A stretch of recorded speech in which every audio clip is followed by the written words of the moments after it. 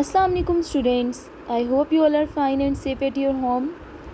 So students, this is your lecture number 28 and it's your maths period and I'm your maths teacher Miss Faiza Tahir, and today we are going to start a new unit which is fractions. Class, in our previous students, in class 4 you have learnt about fractions. So what is fraction?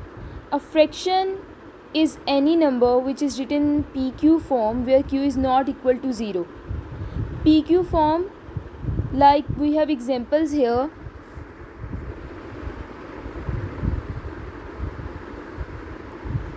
Three by 5, 8 by 7, 9 by 3.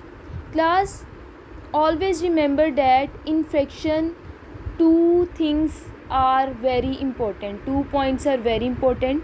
The first is numerator and the second is denominator. Class, what is numerator? What is numerator? Numerators are the top value of the fractions. Here you can see 3, 8 and 9. 3, 8 and 9 are numerators because they are the top value of a fraction. Means जो value आप top पे लिखते हैं किसी भी fraction में वो न्यूमिरेटर्स होते हैं. ओके. और सेकंड थिंग जो है वो क्या है, सेकंड पॉइंट है वो डिनोमिनेटर्स है. कोई भी फ्रैक्शन में दो चीज़ें लाजमी होती हैं, दो पॉइंट्स होते हैं जब हम एक फ्रैक्शन लिखते हैं. तो वो क्या होता है, एक न्यूमिनेटर जो मैंने आपको बता दिया टॉप वैल्यू है, और सेकंड क्या है, second is denominator. In 3 by 5, 8 by 7, 9 by 3, the denominators are 5, 7 and 3. So students, denominators are the bottom value of a fraction. 5, 7, 3 are denominators. तो जब हम फ्रैक्शन के बारे में सोचें तो दो चीज़ें हमारे माइंड में आती हैं, denominators and numerators. Now students, come to the copy work. Let's start first copy work. It's page number 48 and question number 1 complete. Sorry, it's not copy work, it's your book work. Page number 48, question number 1 complete, question number 2 complete, and on page number 49 question number 3 complete. आपने खुद ये करना है, ठीक है. Color the correct fraction of each shape. Student, आप यहाँ पे शेप देख रहे हैं, ये एक सर्कल है जिसके 4 पार्ट्स हैं, ठीक है. और हमें एक फ्रैक्शन दे दी गई है which is 1/4. The given fraction is 1/4.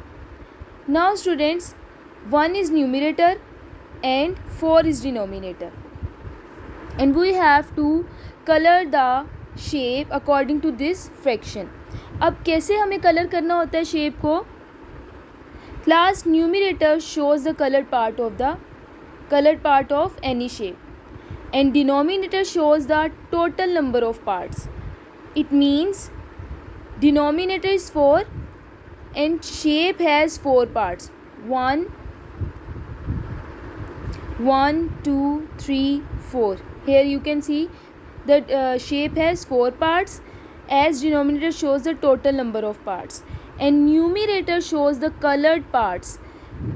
Numerator is 1, it means we have to color only one part. Okay, so we will color only one part. I am coloring this part. You have choice to color any part. आप इसको भी colour कर सकते हैं, इसको भी कर सकते हैं, इसको भी कर सकते हैं. The choice is up to yours. Okay student, ये हमने वन पार्ट को कलर कर दिया.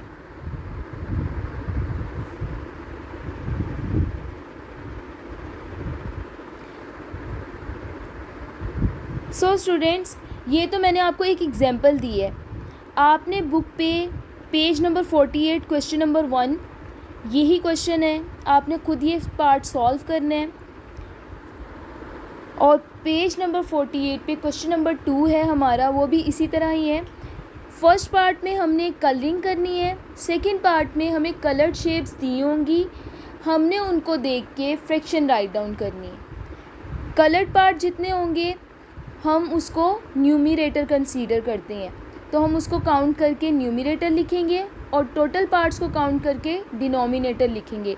लाइक इसमें 1 पार्ट कलर है तो हमने न्यूमरेटर में 1 लिखे है, 1 राइट डाउन किए है, और इसके टोटल पार्ट्स 4 थे तो डिनोमिनेटर में हमने 4 राइट डाउन किए. Clear students?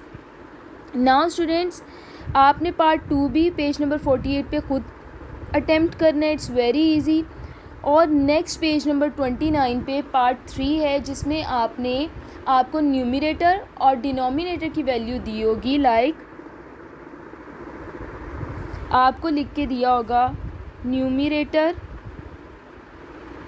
Is equal to 3 and denominator is equal to 4. तो आपने फ्रैक्शन की फॉर्म में इसको लिखना है. तो आप कैसे लिखोगे? न्यूमरेटर आपकी टॉप वैल्यू होती है तो आप न्यूमरेटर को पहले लिखेंगे टॉप पर, और डिनोमिनेटर आपकी बॉटम वैल्यू होती है तो आप उसको नीचे लिखेंगे. क्लियर? तो ये पार्ट भी आपने खुद सॉल्व करना है. You have to solve it by yourself. It's very easy. Now students, come to another topic which is also a part of fractions. We are going to learn about like fractions and unlike fractions. हमने like fractions और unlike fractions 3 class में भी पढ़ा है, 4 में भी पढ़ा है. Now we are again revising it. आप ऑलरेडी जानते हैं कि like fractions कौन सी होती है और unlike fractions कौन सी होती हैं. अब इसको आज दोबारा से रिपीट करते हैं. लाइक फ्रैक्शंस क्या हैं? The fractions which have same denominators, जिनके डिनोमिनेटर्स सेम हो, लाइक जिनकी बॉटम वैल्यूज सेम हो. अब आप यहाँ देख सकते हैं 3/7, 5/7 and in 2/7 the denominator is 7. Means the denominator is same in all the fractions. So fractions which have same denominators are like fractions. और लाइक फ्रैक्शन में स्टूडेंट्स जो वैल्यू छोटी है वो छोटी ही रहेगी. Like 2/7 is smaller, so 2/7 is smaller value. And 5 is greatest, तो 5 इज़ द ग्रेटेस्ट वैल्यू. अगर मैं आपको कहूँ कि आप इसको असेंडिंग ऑर्डर में लिखें तो आप इसको कैसे लिखेंगे? 2 is the smallest, so 2/7 is the smallest. Then after 2 3/7 and after 3 is 5. So it is the ascending order. Clear? Now we are going to learn about unlike fractions. The fractions which have same numerators. Like fractions के denominator same होते हैं और unlike fractions के numerator same होते हैं. Unlike fractions के denominator same नहीं होते हैं. Unlike fractions are those fractions which have not same denominators. या आप ये कह सकते हैं in other words fractions which have same numerators. Here you can see in fractions 3/7, 3/4 and 3/9 the numerator is 3 which is same in all the fractions. So students, the fractions which have same numerators are unlike fractions. अब students एक new point है, वो क्या है? वो ये है कि अनलाइक फ्रैक्शंस में जो वैल्यू स्मॉलेस्ट होगी उसकी जो वैल्यू स्मॉलेस्ट होगी वो एक्चुअल में ग्रेटेस्ट होगी, और जो वैल्यू ग्रेटेस्ट होगी वो एक्चुअल में स्मॉलेस्ट वैल्यू रखती होगी. ओके, लाइक आप यहाँ देख सकते हैं कि हमारे पास है 3/7, 3/4 और 3/9. अब मैं आपको कहूँ कि आपको इसको असेंडिंग ऑर्डर में अरेंज करना है, तो आप कैसे इसको असेंडिंग ऑर्डर में अरेंज करेंगे?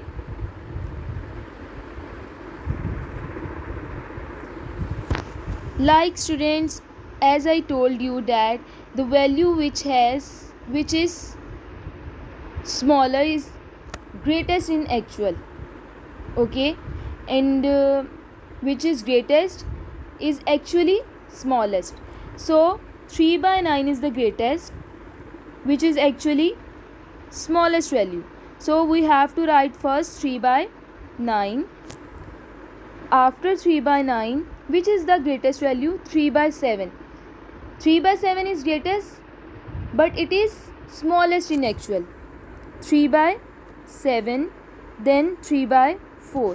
So it is ascending order of unlike fractions. आपने फ्रैक्शंस देखते हुए सबसे पहले चीज़ को कंसीडर क्या करना है कि आपने देखना है कि इसके न्यूमरेटर सेम है या डिनोमिनेटर सेम। अगर तो डिनोमिनेटर सेम है then those fractions will be like fractions। लेकिन अगर स्टूडेंट्स उसके न्यूमरेटर सेम है देन वो फ्रैक्शंस अनलाइक फ्रैक्शंस होंगी। फर्स्ट पॉइंट जब आपका क्लियर हो जाएगा तब आप उसके बाद ये देखोगे कि अगर लाइक फ्रैक्शंस हैं तो आप उसको एज इट इज़ स्मॉलर और ग्रेटेस्ट जिस तरह हम कंसीडर करते हैं आम वैल्यूज़ में हम उसी तरह कंसीडर करेंगे। लेकिन अनलाइक फ्रैक्शंस के अंदर हमने जो वैल्यू ग्रेटेस्ट होती है हम उसको एक्चुअली स्मॉलेस्ट कंसीडर करते हैं और जो वैल्यू सबसे स्मॉलेस्ट होती है हम उसको एक्चुअल में ग्रेटेस्ट कंसीडर करते हैं। Clear? Now students, in on page number 49 question number 4 on book, write less than, greater than और is equal to। ये पार्ट का आपने खुद बुक पे सॉल्व करना है। I am solving part D for you. Okay, now students we have 6/8 and 6/7। first point we have to clear is whether it is like fraction or unlike fraction। students, the numerators are same and denominators are not same, it means it is unlike fraction। ये unlike fraction है। ये हमारे mind में बात clear हो गई है कि पहला पॉइंट क्लियर हो गया। अब उसके बाद अनलाइक फ्रैक्शन में जो वैल्यू ग्रेटेस्ट होती है वो एक्चुअल में स्मॉलेस्ट है और जो स्मॉलेस्ट है वो ग्रेटेस्ट है। It means 6/7 is the greatest value। why? because it is smallest and in actual it is greatest। okay, so remaining parts आप खुद करेंगे, बुक पे ही सॉल्व करना है आपने इसको। now write in ascending order, this is your copy work। ये आपने कॉपी पे करना है, this is your copy work।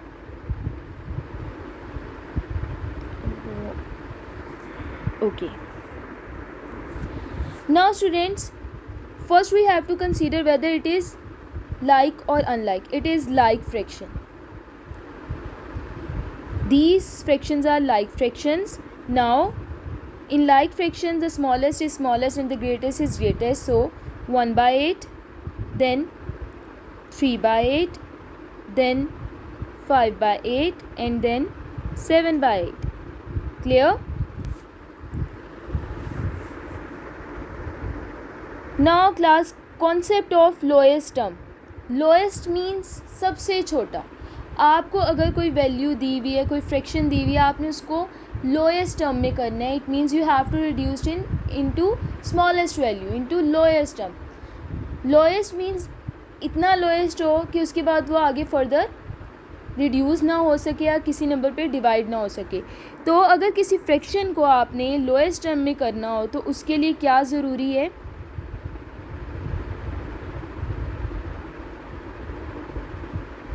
उसके लिए ज़रूरी ये है कि आपने देखना है कि दोनों values in numerator and denominator both the values should be a multiple of a number, one number, या should be divided by one number. Like 12 and 16 are both divided by 2। 12 and 16 are both divided by 2 divided by 2, so we will write 2 6 are 12 and 2 8s are 16। now we have 6 and 8 and both are multiples of 2, both are divided by 2। दोनों एक ही table पे divide होते हो। ये नहीं कि आप 6 को 3 से डिवाइड करें और 8 को 2 से। We have to divide both the numbers by one number, by the same number. So 2 3s are 6 and 2 4s are 8। now we have 3 by 4। Students 3/4, 3 और 4 एक टेबल के या एक नंबर के मल्टीपल नहीं होते, किसी एक नंबर पे डिवाइड नहीं होते। So this is it is our lowest term. ये फर्दर आगे डिवाइड या रिड्यूस नहीं हो सकता। क्लियर? ये एक एग्जांपल मैंने आपको बता दी है। नाउ आज की जो डायरी है वो हमारी यही है, reduce this into lowest term. ये आपको फ्रैक्शंस दिया, आपने इसको लोएस्ट टर्म में स्टूडेंट्स रिड्यूस करना है। आई होप आज का जो लेक्चर है आपको बहुत मज़े का लगा होगा और बहुत इंटरेस्टिंग लगा होगा and I hope you have better understood the concept of fractions. So students, that's it for today, and take care. Allah Hafiz.